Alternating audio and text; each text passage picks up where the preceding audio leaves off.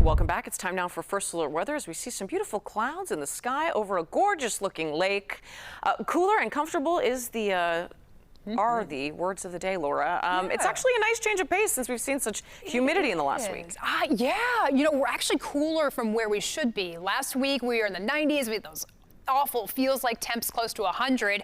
We are looking at a bit of a break on that front here for at least a few days before we start talking about thunderstorm chances, and that's really the last thing I want to talk about. But we have to stay prepared as we do have some changes ahead by the middle part of the week. Sunny, 70 degrees. It is gorgeous out there. Breezy. We're going on all the way up to 76 this afternoon.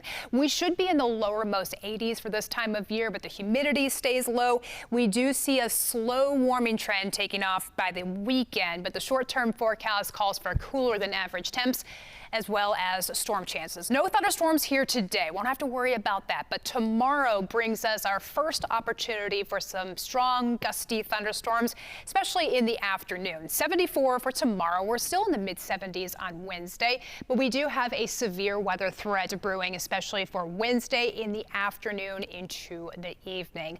Let's start with tomorrow's severe weather threat. It's very low. Lowest level on that scale of 1 to 5. Marginal for any of those thunderstorms. Tomorrow, some gusty wind and hail would be the two main threats, and the window for those thunderstorms would be between 2 and 7 o'clock. Clearing out, though, heading into Tuesday night, and then we'll have to watch for those thunderstorms to develop again by Wednesday. A lot of colors on this map here. Let's zoom in a little bit closer. We do see that severe weather threat, that level 3, is especially for areas farther south of Chicago. It is possible as we get closer to Wednesday, we see a bit of a shift with that area there. But right now, that's the zone where we could potentially see some strong tornadoes, destructive wind, large hail. I do think area-wide rain, which is going to be heavy, is going to be a big issue.